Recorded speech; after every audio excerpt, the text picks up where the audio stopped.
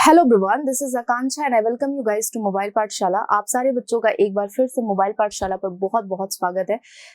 आज की वीडियो में गाइस फिर से मैं कुछ इंपॉर्टेंट क्वेश्चंस के साथ आप सभी के सामने प्रेजेंट हूँ, जो हम डिस्कस कर रहे हैं एसएससी सीपीओ एसआई के लिए। अभी तक हमने 2 वीडियोज आप लोगों को प्रोवाइड कर दिया है और 2 वीडियोज में हमने बहुत इंपॉर्टेंट कॉन्सेप्ट्स को डिस्कस किया है, तो दोनों वीडियोज आप जरूर देखें, शेयर करें। अपने डाउट्स मेरी लाइव क्लास 6:30 बजे की क्लास में आकर के आप जरूर बताएं। तो स्टार्ट करेंगे। एक बार फिर से बोलूंगी कि सारे बच्चे जो अभी लाइव हैं फेसबुक पर और यूट्यूब पर, फटाफट से इस वीडियो को शेयर कर दें, ठीक है, और कमेंट करके बता दें कि आप सारे बच्चे लाइव आ गए हैं। स्टार्ट करेंगे आज के एक बेहतरीन कोट के साथ में। Trust in dreams for in them is hidden the gate to eternity। देखो, अपने सपनों में आप विश्वास करो, क्योंकि वहां पर there is the gate of eternity। अपने सपनों में विश्वास करो। अनंतता का जो द्वार है, जो सफलता की अनंतता का द्वार है, वो आपके सपनों के ही रास्ते में आएगा, सपनों से ही आपको मिलेगा। आप ये मत सोचो कि एसएससी कर रहे हो तो बस एसएससी में कोई एक डिपार्टमेंट मिल जाएगा, आपको बस उसी में जॉब करना है। ऐसा नहीं है, बहुत सारी संभावनाएं वहीं से आपकी खुल जाएंगी, वहीं से सब कुछ आप हासिल करोगे। एक बार उस रास्ते पर चलना स्टार्ट करोगे तो बहुत सारे द्वार आपके, बहुत सारे रास्ते आपको मिलेंगे जो आपके पॉसिबिलिटीज को और बढ़ाएंगे। तो एक चीज करना स्टार्ट करोगे, अगर आपका एक्शन का डायरेक्शन सही है, अगर आपकी सोच का डायरेक्शन सही है, तो उसी रास्ते पर आपको बहुत सारी पॉसिबिलिटीज मिलेंगी। ये एक बहुत ही पॉजिटिव चीज है। आप अपने पॉजिटिव थॉट के साथ, अपने पॉजिटिव एक्शन के साथ अपनी एसएससी की प्रिपरेशन स्टार्ट करें, एसएससी सीपीओ की प्रिपरेशन स्टार्ट करें, और उसी प्रिपरेशन के दौरान ही, या उसी प्रिपरेशन या फिर सफल हो जाने के बाद भी आपको बहुत सारी चीजें मिलेंगी, बहुत सारे एक्सपीरियंसेस मिलेंगे और बहुत कुछ आप गेन करेंगे, कुछ भी आप लॉस नहीं होगा आपका। तो स्टार्ट करेंगे आज के क्वेश्चन से गाइज हम। और आज का पहला क्वेश्चन आपके सामने है, the scientific study of the mind. One word substitution का ये क्वेश्चन है। तो scientific study of the mind is known as what? Philology, psychology, sociology, anthropology. तो यहाँ करेक्ट ऑप्शन जो आपका हो जाएगा वो हो जाएगा साइकोलॉजी, ठीक है, साइकोलॉजी। कुछ और ऑप्शंस हमारे सामने, उसको भी एक एक करके हम डिस्कस करेंगे। फिलोलॉजी होता है scientific study of language, sociology scientific study of social problem, and anthropology होता है scientific study of human being. चलिए स्टार्ट करते हैं सेकंड क्वेश्चन से। One who studies human antiquities, यानी कि जो मानव पुरातत्व का अध्ययन करता हो, उसे इंग्लिश में क्या कहते हैं? एपोलॉजिस्ट, एंथ्रोपोलॉजिस्ट, आर्कियोलॉजिस्ट या एंटोमोलॉजिस्ट। यहाँ आंसर क्या होगा? करेक्ट ऑप्शन आप मुझे बताइए। तो यहाँ जो आपका करेक्ट ऑप्शन हो जाएगा वो हो जाएगा एंथ्रोपोलॉजिस्ट। यहाँ सेकंड ऑप्शन आपका करेक्ट है। एपोलॉजिस्ट मींस होता है गाइस सपोर्टर या गाइडर। आर्कियोलॉजिस्ट होता है जो पुरानी चीजों के बारे में अध्ययन करते हैं। एंटोमोलॉजिस्ट होता है जो कीट पतंगों का अध्ययन करते हैं। साइंटिफिक स्टडी ऑफ इंसेक्ट्स को बोलते हैं एंटोमोलॉजिस्ट, ठीक है ना। Next, being afraid of water और बीइंग नियर वाटर। अगर आपको पानी के पास जाने से डर लगता है या पानी में होने से डर लगता है तो इसे इंग्लिश में क्या कहते हैं? जेनोफोबिया, ओटोफोबिया, मोनोफोबिया या एक्वाफोबिया। तो भाई यहाँ पर देखेंगे कुछ हमारे 4 ऑप्शंस हमारे सामने, और जो करेक्ट ऑप्शन आपका हो जाएगा वाटर से। तो वाटर से रिलेटेड एक वर्ड है एक्वा। एक्वा जो है आपका, ये पानी से रिलेटेड या रूट वर्ड कह सकते हो वाटर का। तो एक्वा यहाँ वर्ड पानी से हो गया। और फोबिया मींस क्या होता है? डर होता है। तो यहाँ फोर्थ ऑप्शन आपका हो जाता है करेक्ट। अब ये 2 ऑप्शंस जो है वो सारे सिंगल लोगों को बहुत परेशान करते हैं। ये 2 फोबिया है जो बहुत सारे सिंगल लड़कों या लड़कियों को बहुत परेशान करते हैं, ओटोफोबिया एंड मोनोफोबिया। ये होता क्या भाई? ये होता है फियर ऑफ बीइंग अलोन, यानी कि जब आपको अकेलेपन से डर लगे। अब ऐसे अकेलेपन से डर कब लगेगा? जब आप अकेले होंगे, अकेले रूम में होंगे या अकेली लाइफ में होंगे, जीवन में आप अपने अकेले होंगे। जेनोफोबिया होता है फियर ऑफ स्ट्रेंजर्स, यानी जब आपको अजनबियों से डर लगे या फॉरेनर से डर लगे तो उसे कहते हैं हम जेनोफोबिया। तो यहाँ आपका जो करेक्ट ऑप्शन है that is the fourth option.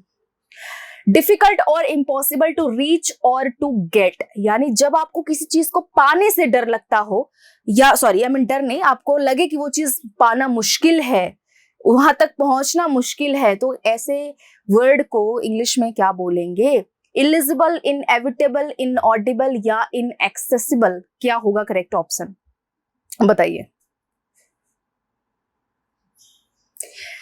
So guys, यहाँ अभी तक आप लोगों ने आंसर कर दिया है मुझे। इनएक्सेसिबल आपका हो जाएगा, इनएक्सेसिबल, जहां तक पहुंचा ना जा सके।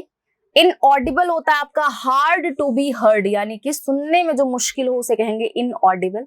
इनएविटेबल होता है अनअवॉइडेबल, अपरिहार्य, यानी जिसको बिल्कुल भी इग्नोर ना किया जा सके, जिसे डिले ना किया जा सके, जिसे पोस्टपोन ना किया जा सके, जिसे अवॉइड ना किया जा सके, that is inevitable. Eligible means होता है गाइज ऑब्सक्योर, यानी कि जो क्लियर ना हो, जो बिल्कुल क्लियर ना हो, दैट इज इनएलिजिबल। ठीक है, sorry eligible, sorry. Next, one who does not believe in God, जिसे भगवान में विश्वास नहीं हो उसे क्या कहेंगे?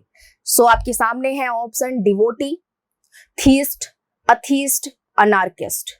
सो गाइज यहाँ करेक्ट ऑप्शन क्या होगा? कमेंट सेक्शन में फटाफट से सारे बच्चे आंसर करिए मुझे, क्या आपका करेक्ट ऑप्शन यहाँ हो जाएगा। सो गाइज यहाँ करेक्ट ऑप्शन है आपका, देखो अनार्किस्ट होता है अराजकतावादी, अथीस्ट यहाँ पर आपका करेक्ट ऑप्शन हो जाएगा अथीस्ट। अथीस्ट क्या होता है? जहां कहीं भी देखो, थीस्ट मतलब होता है, थीस्ट मीन्स होता है गॉड, थीस्ट मीन्स क्या होता है आपका? गॉड।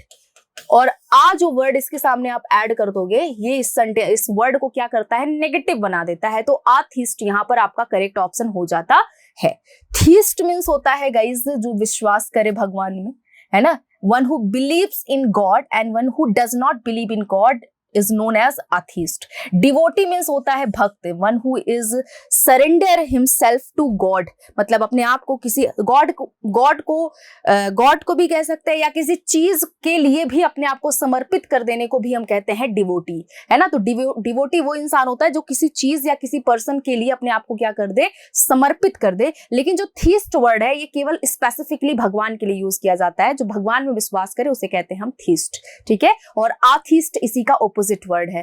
नेक्स्ट, तो ये गाइज आपका पैराजेम्बल का क्वेश्चन है। इस पैराजेम्बल को आपको अरेंज करना है कोहेरेंट ऑर्डर में। बताइए फटाफट से कि आपका करेक्ट ऑप्शन क्या है इसमें। ठीक है, चलिए। सो आपके सामने 4 ऑप्शंस हैं और ये 4 ऑप्शंस जो हैं आपके सामने, इनको कोहेरेंट वे में अरेंज करना है, तो क्या करेक्ट ऑप्शन आपका हो जाएगा? और characters used structure of a language, alphabet is a set of graphs to represent the phonemic, क्या होगा करेक्ट ऑप्शन? चलिए,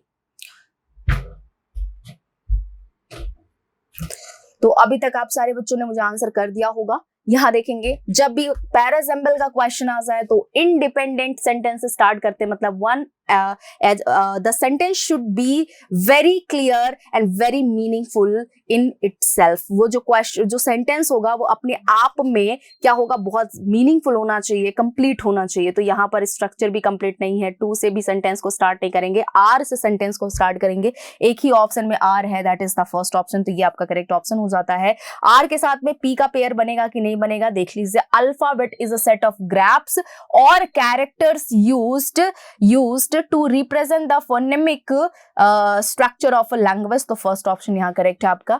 चलिए, 7th क्वेश्चन भी आपका पैराजेम्बल का है, तो करेक्ट ऑप्शन क्या हो जाएगा यहाँ पर? People have been eating asparagus called garden asparagus as a vegetable since ancient time. The vegetable is also, क्या होगा यहाँ करेक्ट ऑर्डर? सो गाइज आप देखिए ध्यान से, देखिए क्या होता क्या है कि इंडिपेंडेंट, आपने मैम बता दिया कि सेंटेंस हमेशा इंडिपेंडेंट सेंटेंस से स्टार्ट होगा, तो मैम यहाँ एज अ वेजिटेबल नहीं होगा, कॉल्ड गार्डन एस्पैरेगस भी नहीं होगा। मैम यहाँ पी और एस में हमें थोड़ी कंफ्यूजन है, तो ये भी क्लियर कर लीजिए। देखिए बेटा, ये जो आपका दा वेजिटेबल है ना, ये दा वेजिटेबल इसको बना देता है वेजिटेबल को इंडेफिनिट नाउन, और इंडेफिनिट नाउन मीन्स होता है कि नाउन के बारे में हमें सबसे मतलब नाउन के बारे में इंफॉर्मेशन दे दी गई है। लेकिन अगर इस सेंटेंस से स्टार्ट करेंगे तो यहाँ नाउन आपका अधूरा है, यहाँ कोई इंफॉर्मेशन नाउन के बारे में एडिशनल नहीं मिली हुई है, केवल हमने बात की है दा वेजिटेबल की। इसलिए इस नाउन को इंट्रोड्यूस करने से पहले, मतलब इस नाउन को ऐड करने से पहले हमें इस नाउन को इंट्रोड्यूस करना होगा, तो इसलिए द आर्टिकल का हम यूज यहां पर नहीं करेंगे। कहने का सेंस है मेरा कि अगर मैं लिखती हूं यहां पर there was a king, there was a king, तो मैंने यहां पर लिखा किंग, आ किंग लिखा, इसलिए लिखा क्योंकि ये जो हमारा किंग है ये कैसा नाउन है? अभी इंडेफिनिट नाउन है, इसके बारे में मुझे कुछ नहीं पता, इसलिए मैंने इंडेफिनिट आर्टिकल का यूज किया। लेकिन अब इस किंग के बारे में मुझे कुछ ऐड करना होगा, तो क्योंकि मैंने इस नाउन को, इस किंग को मैंने इंट्रोड्यूस कर दिया है, तो मैं लिखूंगी द किंग। क्या लिखूंगी मैं लिखूंगी the king was very generous, very generous. Now this king has become a definite noun, तो अगर ये डेफिनेट नाउन बन गया है तो यहाँ डेफिनेट आर्टिकल होगा। और किंग के बारे में मैंने पहले कुछ नहीं बताया था, तो उसके पहले मैंने इंडेफिनेट नाउन को, इंडेफिनेट आर्टिकल को मैंने ऐड किया हुआ था, क्योंकि तब वो क्या था, आपका इंडेफिनेट नाउन था। तो जब नाउन इंडेफिनेट है तो आ आर्टिकल, जब नाउन डेफिनेट है तो द आर्टिकल। और यहाँ पर हमने द आर्टिकल से, द वेजिटेबल से स्टार्ट नहीं करना है, क्योंकि पहले हमें इस वेजिटेबल को क्या करना है, इस वेजिटेबल के बारे में हमें पहले कोई इन्फॉर्मेशन होनी चाहिए, फिर हम यहाँ पर द वेजिटेबल करेंगे। तो एस से भी सेंटेंस को स्टार्ट नहीं करेंगे, सेंटेंस पी से स्टार्ट होगा। एक ही ऑप्शन में पी है, वो है आपका फर्स्ट ऑप्शन। यहाँ आपका हो जाएगा PRSQ। एक बार पूरा देखेंगे सेट आपका जो है वो कंप्लीट है कि नहीं। पी के बाद आर आएगा, people have been eating asparagus as a vegetable since ancient times. S से जो द वेजिटेबल, अब देखो यहाँ पर अ वेजिटेबल के बाद, आर के बाद हमने एस का यूज करना है, क्योंकि पहले आ वेजिटेबल आया है, फिर बाद में द वेजिटेबल आया है, ठीक है ना। तो यहाँ पर आपका फर्स्ट ऑप्शन करेक्ट हो जाएगा। और लास्ट में हमने कंक्लूजन बताया है, कॉल्ड गार्डन एस्पेरेगस, ठीक है। Next, that is closely related to the peach tree. Almonds are commonly called nuts. They are actually seeds and they come from a tree. तो क्वेश्चन नंबर 8 का answer बताइए। चलिए question number 8 का answer बताइए। PRPSQ, QRSP, SQR, SQPR या SQPS। So guys अगर हम देखें तो यहाँ पर दैट इज क्लोजली, दैट क्या है, आपका प्रोनाउन है। नाउन, सबसे पहले हम नाउन का यूज करेंगे, प्रोनाउन का यूज नहीं करेंगे। एंड कंजंक्शन है, बट आपका कंजंक्शन है, तो क्यू से स्टार्ट यहाँ सेंटेंस को किया जाएगा।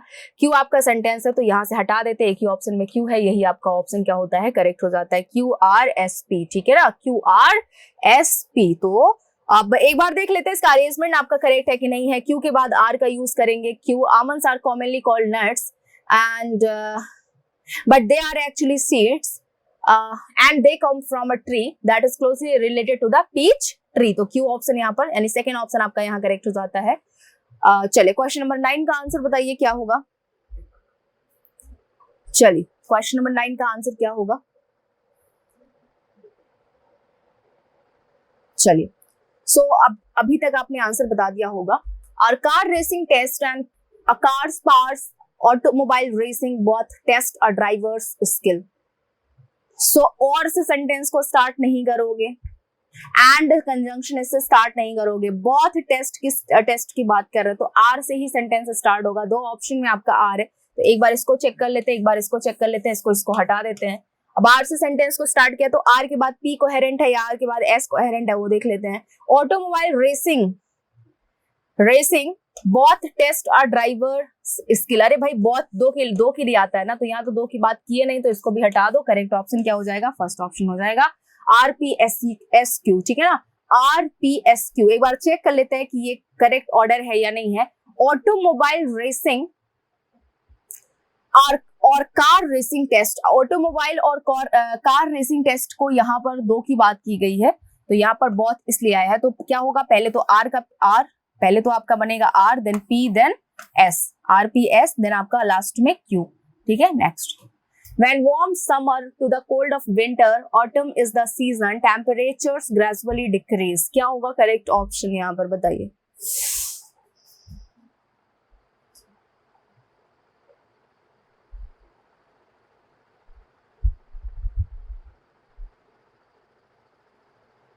चलिए तो स्टार्ट करते हैं गाइस। यहाँ अभी तक आपने आंसर बता दिया है।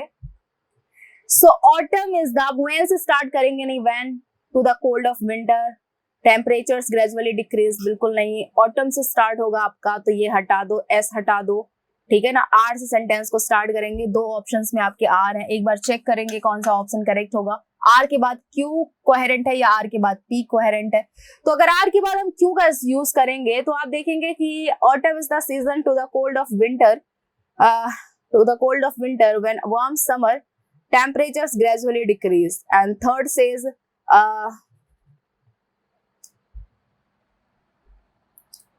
autumn is the season when warm summer। भाई ऑटम के बाद सीजन कौन सा आएगा, समर का ना भाई, तो यहाँ पर कोल्ड विंटर का जरूरत ही नहीं है ना। तो यहाँ पर आपका करेक्ट ऑप्शन क्या है, थर्ड ऑप्शन ही है, एकदम क्रिस्टल क्लियर है, चीज में कोई दिक्कत ही नहीं है, ठीक है ना। देन आप SQ का यूज करेंगे। चलिए तो ये आपका क्लोज टेस्ट है, और इसे अभी जो है यूज करते हैं। सबसे पहले कि क्या होगा, यहाँ पर थोड़ा सा यहाँ पर फॉन्ट छोटा है तो आपको समझ में नहीं आएगा, इसलिए मैं यहाँ पर देती हूँ, फिर यहाँ थोड़ा सा उसको आइडेंटिफाई करके ऑप्शंस पर आ जाएंगे। Basketball is a game played between two teams of 5 players. Basketball एक ऐसा गेम है जहां दो टीम्स होती हैं जिसमें 5 प्लेयर्स होते हैं। Dash on a rectangular court usually indoors. तो यहाँ फर्स्ट ब्लैंक में आप क्या फिल करेंगे, एक बार फिर से पूरे पैसेज को स्कैन कर लीजिए आप, ठीक है ना। पूरा पैसेज मैं पढ़ देती हूँ ताकि आपको कोई दिक्कत ना हो, आप एक बार थीम के बारे में आपको आइडिया लग जाए ताकि आप हर ऑप्शन को जो है फिल कर पाए। So basketball is a game played between two teams of 5 players, dash on a rectangular court, usually indoors. Each team tries dash score by tossing the ball through the opponent's goal and elevated horizontal hoop and net called a dash. The only major sport is strictly of US origin basketball. Basketball was dash by James Naismith dash or about December 1, 1891 at the International Young Men's Christian Association Training School, Springfield, Massachusetts, where Naismith was instructor in physical education. तो ये passage है आपका, first में क्या fill करेंगे वो बताइए मुझे। तो कई बच्चों ने आंसर जरूर यहाँ कर दिया है कि basketball is a game played between two teams of 5 players, dash on a rectangular court usually indoors. तो यहाँ पर आप सब ने आंसर कर दिया है each.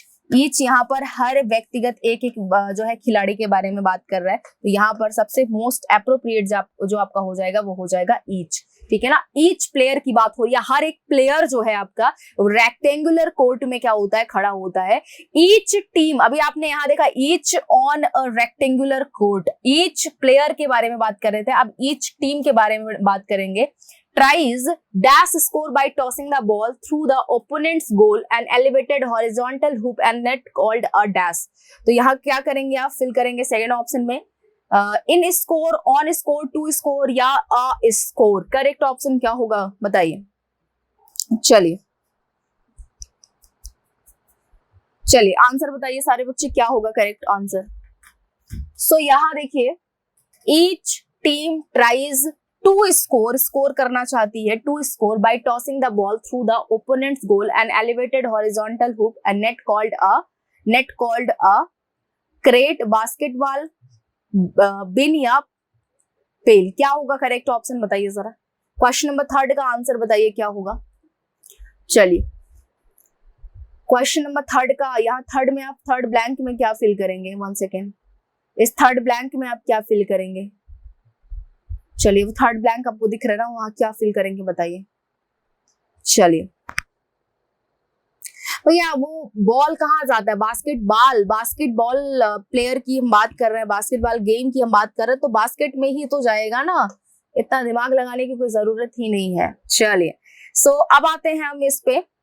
Called a dash. The only major sport strictly of US origin basketball was a dash by James Naismith dash or about December 1, 1891 at the International Young Men's Christian Association Training School, Springfield, Massachusetts, where Naismith was an instructor in physical education. तो fourth में क्या करेंगे, invent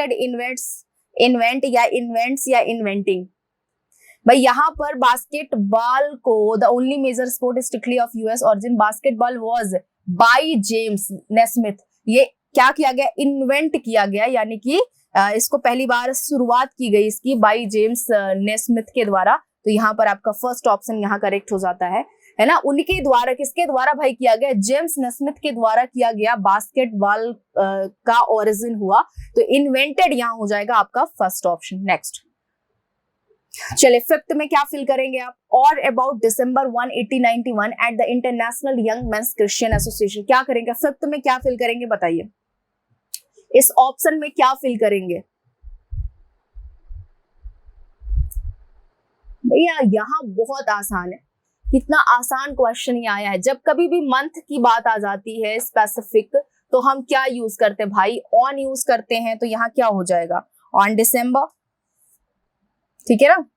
चलिए यहाँ पर आपका second option correct हो जाएगा। नेक्स्ट, तो ये आपका नेक्स्ट आपका क्लोज टेस्ट है, बताइए यहाँ पर। चलिए एक बार आप इसको स्कैन कर लीजिए, फिर इसका आंसर आप मुझे बताइए एक एक का क्या होगा। Dash October 12, 1492 the Italian dash Christopher Columbus landed on a small island in the Caribbean which he named San Salvador and claimed for Spain, the country that had dash his voyage dash Columbus was not actually the first European to reach the Americas, and millions of indigenous people already lived there. He has traditionally been dash in the United States as the discoverer of the Americas. The first Columbus Day took place dash 1792, the 300th anniversary of his Columbus Day celebration dash in popularity over the decades that followed, especially in Italian American and other Catholic immigrant communities, where amid a general climate of anti-Catholic prejudice, Columbus was dash a symbol of what it meant to be both Catholic and American. A federal holiday was signed into law by Franklin Delano Roosevelt in 1937. तो आपके सामने ये passage है, dash अक्टूबर 1292। भाई अक्टूबर dash 1292 की बात आ गई, फिर से एक स्पेसिफिक मंथ आ गया है, तो नो डाउट यहाँ पर आपका क्या प्रपोजिशन फिल करोगे, ऑन फिल करोगे। चलिए, on October 1492 the Italian scientist होगा, एक्सप्लोरर होगा, शिपराइट होगा या इन्वेंटर होगा। चलिए आंसर बताइए क्या होगा। क्वेश्चन गैप नंबर सेकंड में क्या फिल करेंगे बताइए। अगर मैं कोलंबस की बात करूं तो कोलंबस इन्वेंटर थे, कोलंबस साइंटिस्ट थे, कोलंबस शिपराइट थे? जी नहीं, कोलंबस क्या थे? कोलंबस थे एक्सप्लोरर। कोलंबस क्या थे? एक्सप्लोरर थे। एक्सप्लोरर जो यहाँ वहां की यात्राएं करते हो। Christopher Columbus landed on a small island in the Caribbean which he named San Salvador and claimed for Spain, the country that had third option में क्या होगा? थर्ड ऑप्शन में his voyage, थर्ड ऑप्शन में क्या होगा? enemy, sponsored, boycotted या competitor क्या होगा? थर्ड ऑप्शन में क्या फिल करेंगे बताइए।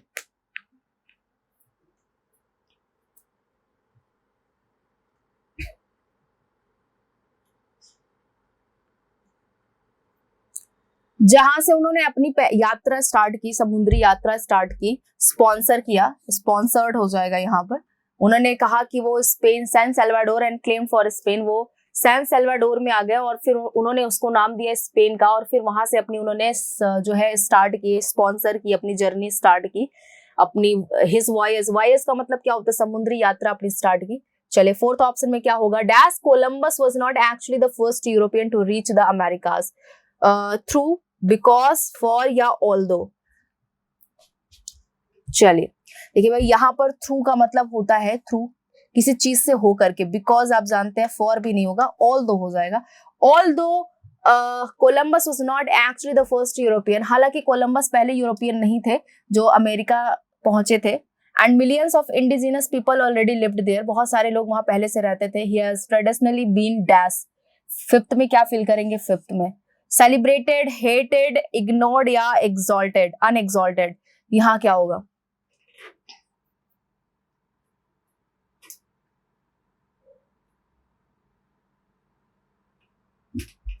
चलिए, हेटेड, इग्नोर्ड, एक्सॉल्टेड नहीं होगा, यहाँ फर्स्ट ऑप्शन सेलिब्रेटेड आपका करेक्ट हो जाएगा। देखो वो अमेरिका पहुंचे तो ऐसा नहीं है कि वहां अमेरिका में पहले कोई रहता नहीं था, अमेरिका की उन्होंने खोज की, पहले से वहां कई लोग रहते थे। और ही celebrated in the United State as the discover of the Americas, तो वो ऐसा कुछ यूनाइटेड स्टेट में उनको जाना गया कि वो क्या किया, उन्होंने अमेरिका की क्या करी, अमेरिका को डिस्कवर किया, अमेरिका की खोज करी। तो यहाँ पर आपका जो करेक्ट ऑप्शन हो जाएगा वो सेलिब्रेटेड हो जाएगा, मतलब ऐसा कुछ उनको ऐसा कुछ वो जानने लगे, या कुछ ऐसा उनको लोग मतलब जैसे कि अमेरिका के बारे में पहले तो बहुत लोगों को नहीं पता था, लेकिन ऐसा भी नहीं था कि वहां कोई रहता नहीं था। तो जब वो अमेरिका पहुंचे तो उन्होंने ऐसा, मतलब उनके बताने से लोग मान गए कि हाँ उन्होंने खोज करी, डिस्कवर किया अमेरिका का, तो यहाँ सेलिब्रेटेड हो जाएगा। Next, The first Columbus Day dash took place dash 1792, the 300th anniversary of his dash Columbus Day celebrations। चलिए यहाँ पर पहले तो एक पॉइंट से स्टार्ट करते हैं। The first Columbus day, function, celebration, performance या पर्पज?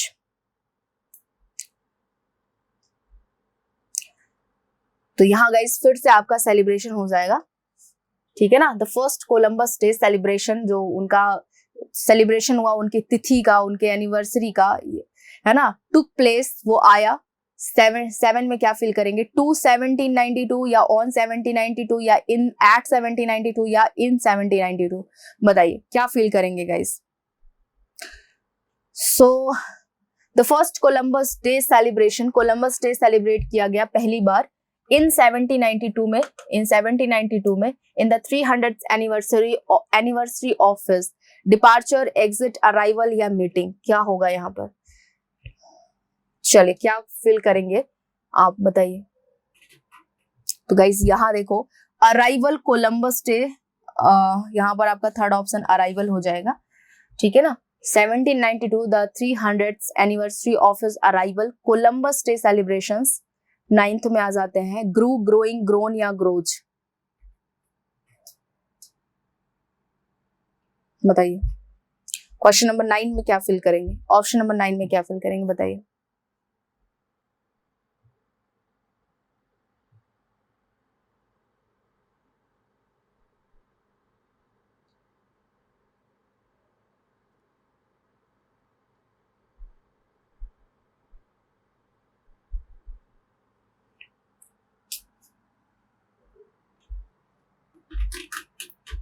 चलिए तो यहां पर आपका हो जाता है second option correct. Day celebrations growing, day celebrations growing in popularity over the decades that followed, especially in Italian American and other Catholic immigrant community. There were amid a general climate of anti-Catholic prejudice. Columbus was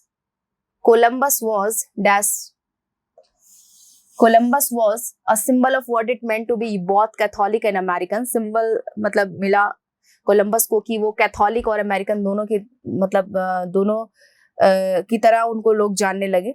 regarded, neglected, स्कॉन्ड या regarding? क्या हो जाएगा guys? यहाँ पर regarded हो जाएगा। Regarded के साथ में आप एज का यूज करते हैं, तो regarded as a symbol of what it meant to be Catholic and American, उनको जाना जाने लगा कैथोलिक एंड अमेरिकन के बारे में। A federal holiday was signed into law by Franklin Delano Roosevelt in 1937। So guys यहाँ पर आपका आज सीपीओ का एक जो है कुछ क्वेश्चन सीपीओ का हमने किया है आज के सेशन में।